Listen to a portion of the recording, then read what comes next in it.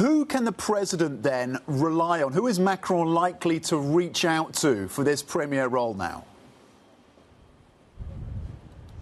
Well, of course, the most important is that he acts really quickly. A lot of people within his entourage are saying he should really do it really soon. He said last night within the next few days. Will it be today? Will it be after tomorrow? Because tomorrow we have a national day of rallies planned with the far left calling to block the country. Now, it is possible that he will remain with a centrist figure, such as, for example, Sébastien Lecornu, the Armed Forces minister who's been cited. The problem with that is, of course, opposition parties are going to say this is going to be the same policies of Emmanuel Macron. So, of course, the socialists, they now say they want the job. Olivier Faure, the first secretary of the Socialist Party, was on television after the confidence vote last night saying we are ready.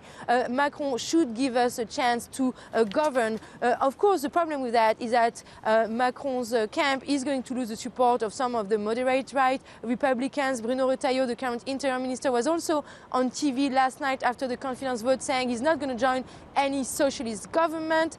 Gabriel Attal, who is obviously leading the MPs group of Renaissance Party, Macron's party, here at the National Assembly, said in his speech yesterday at the National Assembly that they should try and work together, have some kind of non-aggression pact in order for the socialists and the centrist camp to not make the next prime minister collapse, especially when there is a need to pass a budget before the end of the year. But the problem is that in France, this coalition idea is not really in the spirit of French politics. OK, so that's the complexity, isn't it, facing the French president? He looks at this next pick. Caroline, talk us through the market reaction. We were looking there on screen. French futures actually pointing higher in the session today. To what extent are the markets kind of looking through the immediate political risk?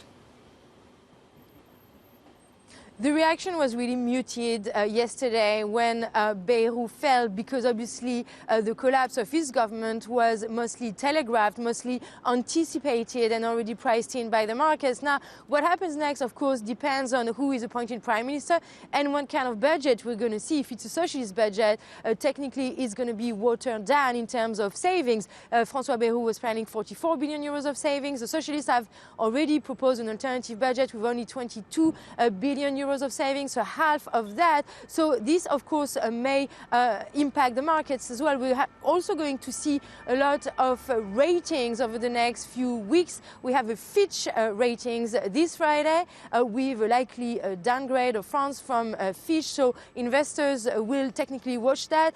And even if there is a coalition, sort of pact of non-aggression government next, there is no reforms inside. There's nothing big that can happen to really overturn the structural problem of French public finances over the next 18 months before the next presidential elections in 2027. So perhaps markets will settle for this kind of status quo where nothing really happens over the next 18 months in France.